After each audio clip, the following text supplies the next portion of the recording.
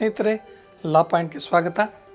ನಾವು ಈ ಕಾನೂನಿನ ಅಡಿಯಲ್ಲಿ ಆಕ್ಸಿಡೆಂಟ್ ಆದಾಗ ಯಾವ ರೀತಿ ಒಂದು ಕಾನೂನಾತ್ಮಕವಾಗಿ ನೀವು ಪ್ರಕ್ರಿಯೆ ಕೈಗೊಳ್ಬೋದು ಅನ್ನೋದ್ರ ಬಗ್ಗೆ ಇದನ್ನು ನೋಡೋಣ ಸ್ನೇಹಿತರೆ.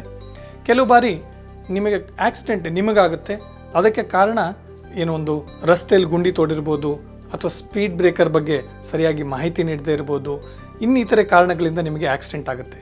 ಇದಕ್ಕೆ ಕಾರಣ ಅಲ್ಲಿನ ಒಂದು ಮುನ್ಸಿಪಾಲಿಟಿ ಇರ್ಬೋದು ಅಥವಾ ನಗರ ಪಾಲಿಕೆ ಇರುತ್ತೆ. ಆಗಲೂ ಕೂಡ ನೀವು ಅವ್ರ ಮೇಲೆ ಕೇಸ್ ಮಾಡ್ಬೋದು. ಅಂದರೆ ಅವರ ಒಂದು ಬೇಜವಾಬ್ದಾರಿತನದಿಂದ ನಿಮಗಾದ ಅನ್ಯಾಯಕ್ಕೆ ನೀವು ಕೋರ್ಟಿನ ಮೊರೆ ಹೋಗ್ಬೋದು. ಈ ಒಂದು ಆಕ್ಸಿಡೆಂಟ್ಗೆ ನಿಮಗೇನು ಪರಿಹಾರ ಬರಬೇಕು ಅನ್ನೋದನ್ನು ನೀವು ನ್ಯಾಯಾಲಯದ ಮೂಲಕ ಆ ಒಂದು ನಗರ ಪಾಲಿಕೆ ಅಥವಾ ಮುನ್ಸಿಪಾಲಿಟಿ ಮೇಲೆ ನೀವು ಕೇಸ್ ಹಾಕಿ ಕೂಡ ನೀವು ಪಡಿಬೋದು. ಇನ್ನು ನಿಮಗೆ ಯಾವುದೇ ಒಂದು ವಾಹನದಿಂದ ಅಪಘಾತ ಆದಲ್ಲಿ ಕೂಡ ನೀವು ಏನೊಂದು ಪೊಲೀಸ್ ಕಂಪ್ಲೇಂಟ್ ಮಾಡ್ಬೋದು. ಆ ಒಂದು ವಾಹನ ಮಾಲೀಕರು ಹಾಗೂ ಆ ಒಂದು ಇನ್ಶೂರೆನ್ಸ್ ಕಂಪನಿನ ನೀವು ಪ್ರತಿವಾದಿಯನ್ನಾಗಿ ಮಾಡಿ ನಿಮಗೆ ಆದಂಥ ಒಂದು ನಷ್ಟ ಏನಿರ್ಬೋದು, ನಿಮ್ಮ ಒಂದು ಅನಾರೋಗ್ಯ ಇದೆ, ಹಾಸ್ಪಿಟಲ್ ಬಿಲ್ಸ್ ಏನಿರ್ಬೋದು, ಅಲ್ಲಿಗಿರೋ ಖರ್ಚು, ಅಥವಾ ನೀವು ಎಷ್ಟು ದಿನ ಕೆಲಸಕ್ಕೆ ಹೋಗೋಕ್ಕಾಗದೆ ನಿಮಗೇನು ಒಂದು ಸಂಬಳ ಒಂದು ಲಾಸ್ ಆಗಿರುತ್ತೆ ಅಥವಾ ಆದಾಯದ ಲಾಸ್ ಆಗಿರುತ್ತೆ, ಅದನ್ನು ಕೂಡ ನೀವು ಪರಿಹಾರವಾಗಿ ಈ ಒಂದು ಅಪಘಾತದಲ್ಲಿ ಪಡಿಬೋದಾಗುತ್ತೆ. ಈ ಒಂದು ನಾನು ಹೇಳಿದಾಗೆ ಈ ಅಪಘಾತ ಕೇಸ್ಗಳನ್ನು ಕೂಡ ನೀವು ಲೋಕ್ ಅದಾಲತ್ ಮುಂದೆ ನೀವು ಬಹಳ ಬೇಗದಲ್ಲಿ ತೀರ್ಮಾನ ಪಡ್ಕೊಳ್ಬೋದು.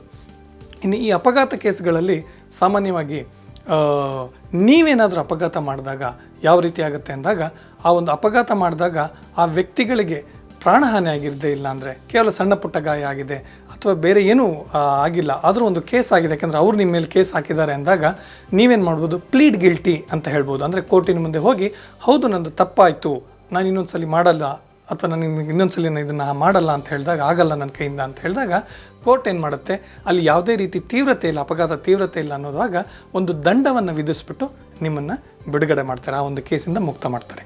ಆದರೆ ಯಾವುದೇ ಒಂದು ಆಕ್ಸಿಡೆಂಟ್ನಿಂದ ಯಾರಿಗಾದ್ರೂ ಮರಣ ಆದಾಗ ನಿಮಗೆ ಹಿಂದಿನ ದಿನಗಳಲ್ಲಿ ಒಂದು ದಂಡ ವಿಧಿಸ್ಬಿಟ್ಟು ಬಿಡುವಂಥ ಒಂದು ಸಾಧ್ಯತೆಗಳಿತ್ತು. ಆದರೆ ಇತ್ತೀಚೆಗೆ ನಮ್ಮ ಮಾನ್ಯ ಸುಪ್ರೀಂ ಕೋರ್ಟು ಅವರಿಗೆ ಕನಿಷ್ಠ ಅಂದರೆ 6 ತಿಂಗಳ ಜೈಲಾಗಬೇಕು ಅಂತ ಕೂಡ ಹೇಳಿದ್ದಾರೆ.